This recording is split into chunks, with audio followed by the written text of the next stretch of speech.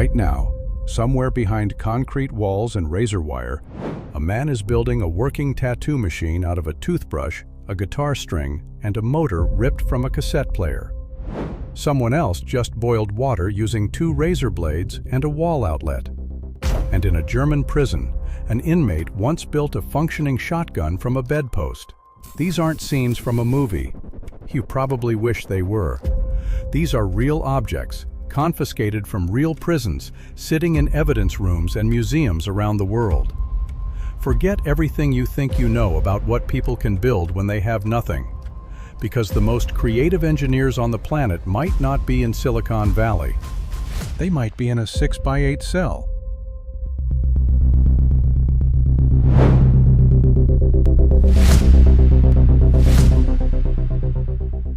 Here's a number that puts this in perspective.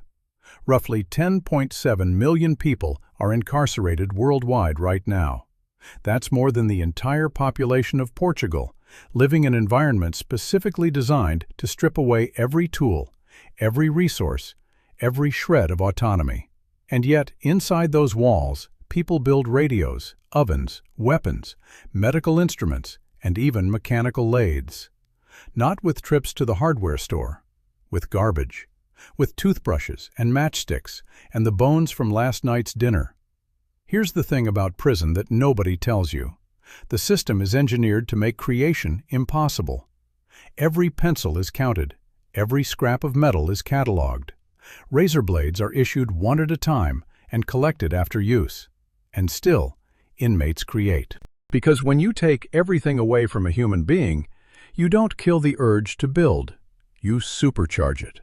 So let's talk about the first one, and honestly, it's probably the most impressive from a pure engineering standpoint. The tattoo machine. Behind bars, tattoos aren't decoration, they're language. They communicate gang affiliation, years served, personal beliefs, things you can't say out loud in a place where the wrong word gets you killed. So the demand for tattoo artists in prison is enormous. The problem is obvious. No tattoo shop. No sterile needles, no electric machines, nothing. So inmates built their own. They call them rigs or boob guns, and the construction process is genuinely brilliant. It starts with a toothbrush. The handle gets heated, usually with a lighter or a stinger, until the plastic becomes soft enough to bend into an L shape. That L becomes the frame, the skeleton of the entire machine. A small electric motor, pulled from a confiscated Walkman, a broken cassette player, or even an electric shaver, gets mounted on the top of the frame with strips of cloth or tape. The needle itself is made from a guitar string snapped in half and sharpened against the grout between tiles until the tip is fine enough to pierce skin. That needle connects to the motor's shaft through a tiny offset, sometimes just a shirt button, that converts the spinning motion into a rapid up-and-down punch. Wrap some wire from a broken lamp to the motor, plug it into a battery or a wall outlet, and you've got a functioning tattoo machine that cycles the needle in and out of a pen tube filled with ink. Speaking of ink, there's no tattoo supply catalog in prison. So inmates make their own pigment by burning plastic or rubber from shoe soles, collecting the soot, and mixing it with water, shampoo, or even margarine to get the right consistency. Some use ballpoint pen ink thinned out with improvised solvents.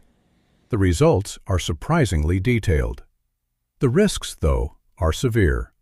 Hepatitis C and HIV transmission through shared needles is a documented crisis in prisons worldwide. Pretty clever engineering. Pretty brutal consequences. Now, that tattoo machine needs heat to bend the toothbrush. And this is where things get interesting. Because the tool used to generate that heat might be even more widespread than the tattoo rig itself. They call it a stinger. It's the most common improvised device in medium and maximum security prisons across the world, and its physics are elegant in their simplicity. Take 2 razor blades.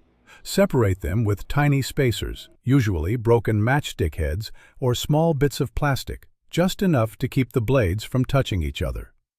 Tie the whole assembly together with thread. Attach a wire to each blade and plug those wires into a wall outlet. Now drop the device into a cup of water. The water itself becomes the resistor. Electrical current flows from one blade through the water to the other blade, and the resistance generates heat. Enough heat to bring a cup of water to a rolling boil in under 90 minutes. The principle is called resistive heating, the Joule effect, the same physics that makes your toaster work. Except your toaster was designed by engineers with safety certifications, and this thing was built with contraband razor blades in a cell. Here's where it gets dangerous. If the water has a high mineral content, conductivity spikes. The current jumps. And you can get a steam explosion that trips every breaker on the cell block. Worse, the process of electrolysis simultaneously splits water molecules into hydrogen and oxygen gas, both highly flammable. One spark near that cup, and you've got a very different kind of problem. Inmates know this. Experienced ones adjust the salt content, the blade spacing, the immersion time. It's empirical electrical engineering learned through trial, error, and occasionally second-degree burns. That stinger heats water for coffee and instant noodles. It's essential for making the prison economy run. It's also the key ingredient for the next tool on this list. See, in most facilities today, smoking is banned. Lighters and matches are strictly prohibited. Getting caught with one means solitary. So how do you light a cigarette when fire itself is contraband? You build an electric lighter powered by salt water. A man named Angelo documented his design, and it's a masterclass in applied physics. 2 electrodes, usually paper clips or razor blade fragments, sit in a small container of salt water. Wires run from the electrodes to a thin strip of metal, the filament, something like a strand pulled from a steel wool pad. When current flows through the circuit, the filament heats up to the point of glowing red. Touch a cigarette to it, and you've got a light. The salt water solution acts as a variable resistor. More salt means lower resistance and faster heating. Less salt means a slower, more controlled burn. Too much salt, and the circuit overloads. The filament melts, and the breaker trips, which brings the guards. So the inmate has to balance the concentration precisely, adjusting Ohm's law by taste and instinct to get heat without getting caught. Angelo described it as an art form. Get the salt wrong by a pinch, and your lighter becomes a signal flare for the corrections officers. Now, heat and tattoos are about comfort and identity. The next one is about something more valuable than either of those: information. In the 1970s, at Ludwigsburg prison in Germany, a detainee built a fully functional radio receiver and hid it inside a hollowed-out encyclopedia titled The Respectable Merchant. The pages were cut with surgical precision to create a cavity just large enough for the electronic components, and the book was placed on a shelf alongside dozens of identical volumes. It passed inspection after inspection. Nobody opens an encyclopedia in a prison library. That's the genius of it. Other inmates have taken it further. Using parts from confiscated tape recorders, some have assembled small radio transmitters, essentially bugs, planted in guard rooms. These devices broadcast on a specific frequency that can be picked up by a standard radio tuned to the right channel. The intelligence gathered is invaluable.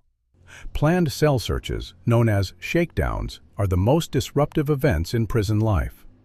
Knowing one is coming gives you hours to hide contraband, destroy evidence, or simply prepare mentally for what inmates describe as a home invasion.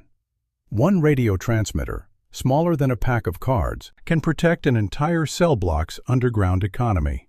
Speaking of hiding things, here's one that plays on a psychological blind spot that guards have never fully solved: the sanctuary lighter. It's a working lighter, either electric or fuel-based, embedded inside a hollowed-out Bible.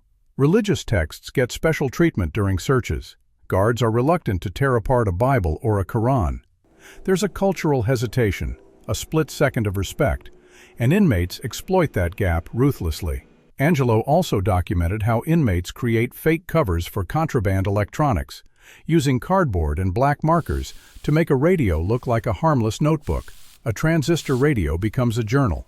A lighter becomes scripture. The camouflage isn't physical, it's psychological. Now let's shift from the ingenious to the genuinely extraordinary. Because what happened in the prisoner of war camps of World War II makes everything we've discussed so far look like arts and crafts. At Changi, a Japanese-run POW camp in Singapore, Allied prisoners faced starvation, tropical disease, and amputation without anesthesia or proper surgical tools. The death rate was catastrophic, and the response from the prisoners was one of the most remarkable engineering efforts in military history. A group of inmates with backgrounds in engineering and metalwork established what they called the Artificial Limb Factory. They scavenged aluminum from downed aircraft, copper from electrical cables, wood from demolished barracks, and leather from whatever could be stripped and repurposed. From these scraps, they built functional prosthetic legs. Not crude wooden pegs. Articulated, weight-bearing prosthetics with a joint system called the Purdon joint that transferred load from the lower limb to the thigh in a way that allowed amputees to walk with a near-natural gait. Some of these prosthetics were so well made that former prisoners continued wearing them for years after liberation. In the same camp, a scientist named Leslie Audis tackled a different killer. Pellagra, a devastating disease caused by vitamin B deficiency, was ravaging the prisoners. Audis used tiny quantities of rice and fruit to cultivate yeast through controlled fermentation. The product, which the prisoners affectionately named Camp Marmite, was a concentrated source of B vitamins. It eradicated pellagra from the camp within 3 months. 3 months. With rice, fruit scraps, and a knowledge of microbiology that saved hundreds of lives. As a byproduct, the fermentation process also produced surgical alcohol and distilled water for medical procedures. One process, multiple life-saving outputs. From garbage.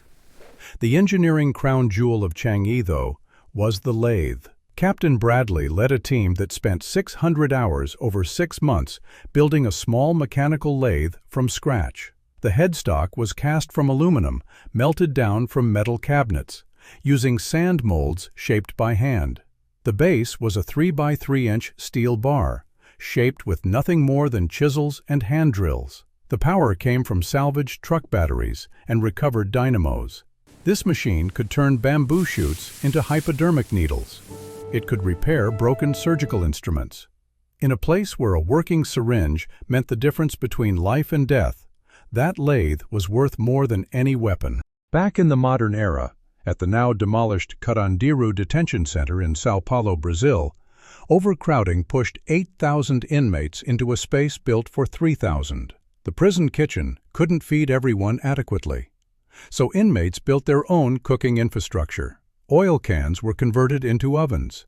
Electrical heating elements were wired into makeshift stovetops. Families brought ingredients during visits, and inmates cooked real meals in their cells using equipment that would make a health inspector faint. They also built water filters, layering sand, charcoal, and fabric inside plastic containers to purify water from a plumbing system that had essentially collapsed. Dr. Drauzio Varela, a physician who worked inside Carandiru for years, documented what he called an architecture of survival, an entire parallel infrastructure built from nothing inside one of the most violent prisons on the planet. Here's something most people wouldn't expect. When metal and plastic aren't available, inmates turn to the kitchen, specifically to bones.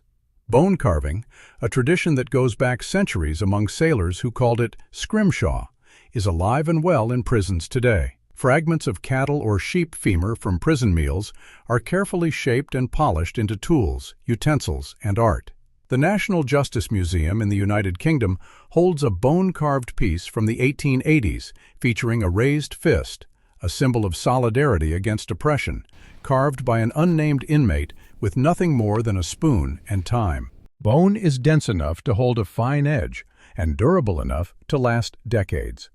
It becomes handles for makeshift knives, manicure sets, and items for trade in the prison's internal economy. When even bone isn't available, there's always soap.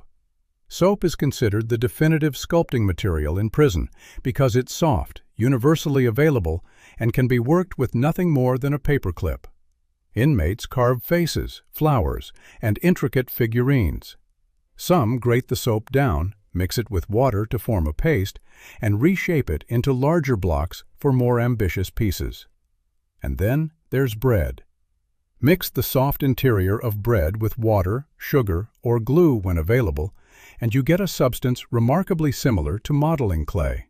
At HMP Hewell Prison in England, an inmate sculpted a complete chess set from bread dough, with fingertips as pawns, ears as rooks, and a human brain as the queen. Each piece was a body part. The game itself became a meditation on identity and control in a place designed to erase both. Now, not everything built in prison is about survival or art. Some of it is about violence, and ignoring that would be dishonest. In German prisons, photographer Mark Steinmetz documented confiscated firearms that were fully functional. One was a shotgun made from a metal bedpost tube loaded with lead pellets taken from curtain weights and propelled by match-head gunpowder. Ignition came from a battery wired to the broken filament of a light bulb. Another was a double-barreled pistol assembled in a prison metal workshop, loaded with steel fragments and triggered mechanically.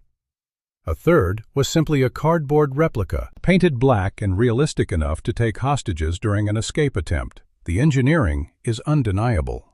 The intent is terrifying. And finally, there's something quieter, something that has nothing to do with engineering and everything to do with being human. In the 1800s, a woman named Annie Parker, imprisoned repeatedly over the course of her life, created embroidered samplers using her own hair as thread. Hair is the slowest part of the human body to decompose. It outlasts skin, muscle, bone. By stitching her hair into fabric, Parker was creating something that would survive long after the prison and she herself were gone. Other inmates sewed short messages of love and defiance into torn book pages using threads pulled from their uniforms. These weren't tools. They were proof of existence. In a system built to erase individuality, they stitched themselves into permanence. All of these objects, every tattoo rig and stinger and bone carving and saltwater lighter, feed into a hidden economy that runs parallel to the official one. Inmates with technical skills, the techs and sparkies and crafters, hold real power inside prison hierarchies. A talented tattoo artist trades work for cigarettes, commissary food, or protection. An electrician who can fix a confiscated radio earns access to information networks. A sculptor trades decorative pieces for personal favors. It's a complete underground marketplace, and it mirrors the outside world in ways that should make us uncomfortable. Because if these people can build a mechanical lathe from airplane scrap in a jungle or a radio transmitter from a tape recorder in solitary confinement, imagine what they could build with actual resources and actual opportunity. Dr. John Whitman has argued that incarcerated people are untapped creators whose intellectual property rights should be protected to incentivize legal innovation rather than clandestine ingenuity. The global trend toward salutogenic design in prisons, spaces built to reduce stress through natural light and humane architecture, suggests that some policymakers are starting to understand what these 12 tools have been screaming all along. You cannot imprison the human drive to create. You can wall it in. You can confiscate it. You can punish it. And the next morning, someone will bend a toothbrush, sharpen a guitar string, and start building again.